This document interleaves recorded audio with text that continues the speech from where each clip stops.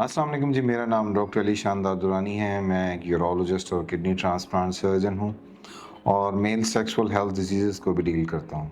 बहुत से important questions में से जो एक क्वेश्चन मरीज़ आपसे पूछते हैं वो ये है कि डॉक्टर साहब, पथरी का इलाज तो हो गया है, क्या दोबारा पथरी बनेगी या अगर बननी है तो इससे बचने के कुछ तरीके बताएं। आज इस वीडियो में हम आपको कुछ ऐसे मैयर्स बताएंगे जिससे आपकी पथरी ना बने, या अगर आप में बहुत ज़्यादा टेंडेंसी है जल्दी बनने की तो एटलीस्ट उसमें टाइम ड्यूरेशन का ना जो है ना बहुत ज़्यादा गैप पीरियड आपके लिए पैदा हो जाए।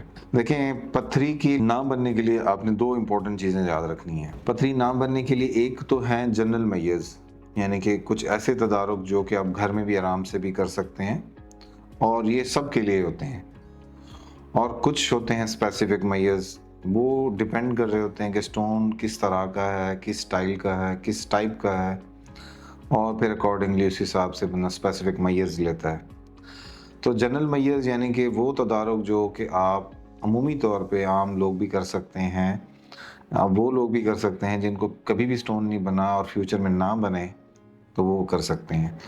बस इसमें 5 चीज़ें आपने याद रखनी है, यानी कि आपने रूल ऑफ 5 याद रखना है, इंपॉर्टेंट ये है। हाँ, आसानी से याद हो जाएगा।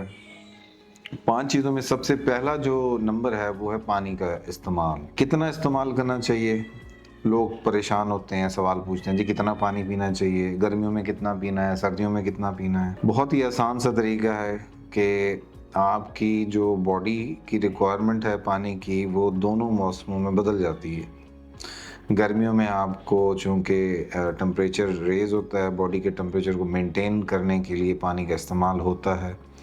प्लस टेम्परेचर और हीट को मेंटेन करने के लिए पसीना और जो चीज़ें आप और मेटाबॉलिज्म जो चल रहा होता है ना वो भी डिफरेंट होता है। तो इस लिहाज से पानी की रिक्वायरमेंट गर्मियों में सर्दियों की निस्बत डिफरेंट होती है। इनसेंसिबल लॉसेस यानी कि वो लॉसेस जिनको आप नॉर्मली काउंट नहीं करते वो भी हो रहे होते हैं।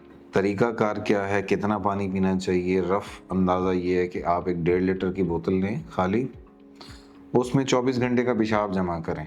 अगर आपके 24 घंटे में पेशाब 1.5 लीटर या उससे ज़्यादा हो रहा है, इसका मतलब है कि आप सही पानी पी रहे हैं।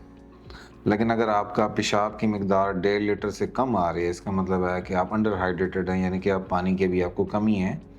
आप पानी इनटेक थोड़ा और बेहतर करें। जो मिनिमम रिक्वायरमेंट है 1.5 लीटर पेशाब के लिए वो आपको 2 से 2.5 लीटर तक पानी पिएँ गर्मियों में। और सर्दियों में चूँकि आपको पेशाब वैसे ही ज़्यादा आ रहा होता है, पसीना नहीं होता, टेम्परेचर भी डाउन होता है, तो आप कम मिकदार में भी पानी पिएँ तो तकरीबन इतना पेशाब बन जाता है। तो ये नंबर 1 पे आपने देखना है कि आपकी हाइड्रेशन स्टेटस कैसी है, यानी कि पानी की मिकदार आपकी बॉडी के हिसाब से कैसी है।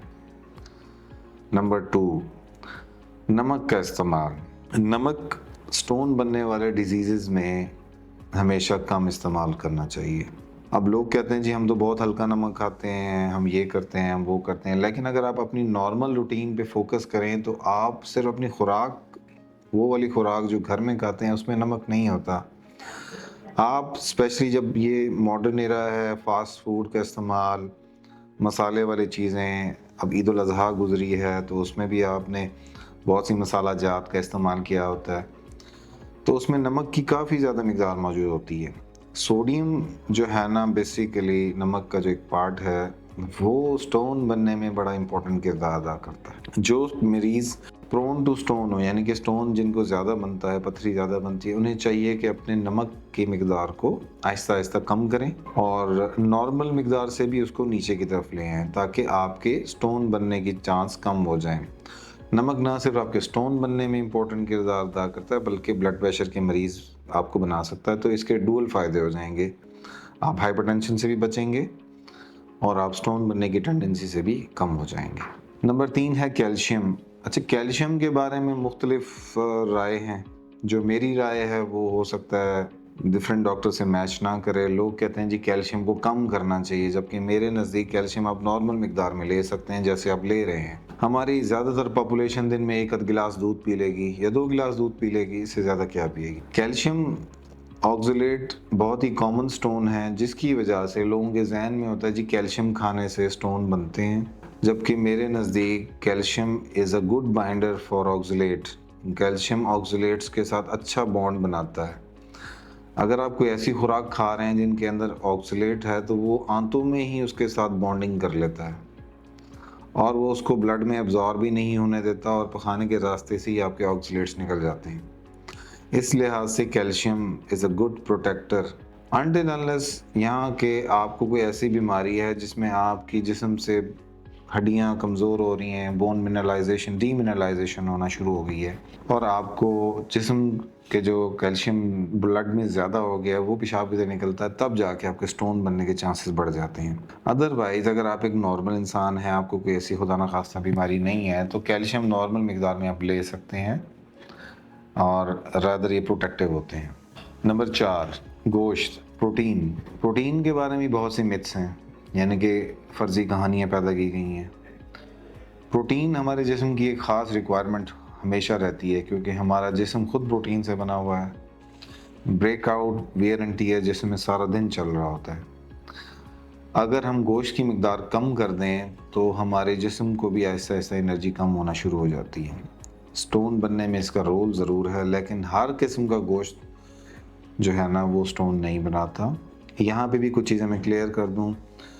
गोश्त किस किस्म का आपने इज्तनाब करना है। नंबर 1 बड़ा गोश्त, नंबर 2 वो गोश्त के हिस्से जो नॉर्मली हम नहीं खाते और मौक़ों पे खा रहे हैं, जैसे लोग कलेजी पसंद कर रहे हैं, बहुत ज़्यादा मिकदार में नहीं खानी, ज़बान है, मगज़ या सिरी पाए वगैरह। इस तरह की चीज़ें अगर आप बहुत ज़्यादा मिकदार में इस्तेमाल करते हैं तो इनका इस्तेमाल कट डाउन करें या ख़त्म करें या बहुत कम करें, अदरवाइज़ आपके स्टोन बनने के चांसेस फिर से ज़्यादा हो जाएंगे। और नंबर 5 पे जो चीज़ हम ज़्यादातर मिस कर देते हैं वो है एक्सरसाइज। 15 मिनट की एक्सरसाइज या आधे घंटे की डेली वॉक एटलीस्ट आपको ना सिर्फ हेल्दी रखती है ब्लड प्रेशर, शुगर और बीमारियों से, बल्कि आपके स्टोन बनने की टेंडेंसी को भी वो कम करती है क्योंकि आपका मेटाबॉलिज्म अच्छा होता है, गुर्दों का फंक्शन बेहतर होना शुरू हो जाता है, तो स्टोन बनने की टेंडेंसी भी कम होना शुरू हो जाती है। ये थे वो जनरल मेजर्स। स्पेसिफिक मेजर्स में आपने देखना है कि स्टोन किस टाइप का बना हुआ है। अगर तो कैल्शियम ऑक्सलेट्स के बने हुए हैं जो कि मोर देन 80% हमारी स्टोन्स की टाइप्स में से हैं, फिर आपने ऑक्सलेट्स को कम करना है जो कि मुख्तलिफ़ खुराकों में हैं। कैल्शियम ऑक्सलेट स्टोन्स जो कि मोस्ट कॉमन स्टोन्स हैं, 80% स्टोन्स का ये पार्ट हैं। अगर तो आपको कैल्शियम ऑक्सलेट स्टोन्स हैं तो आप ऑक्सलेट्स की मिकदार कम करें, जैसे हरे पत्ते वाली सब्जियां हैं, चॉकलेट्स हैं, ये बहुत सी और भी खुराकें हैं। अगर आप इंटरनेट पे ढूंढें तो आपको इजीली पता चल जाएगा कि ऑक्सलेट कंटेनिंग फूड्स कौन से हैं। इस तरह फॉस्फेट्स हैं।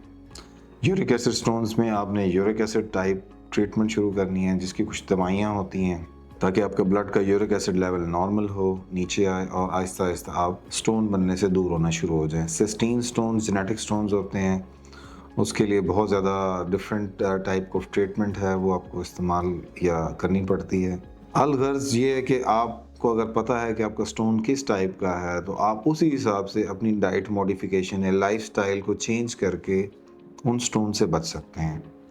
अगर आप इन चंद चीज़ों पे अमल करते रहें इंशाल्लाह स्टोन नहीं बनेगा। बाकी आपकी दुआओं के लिए खास्तगार।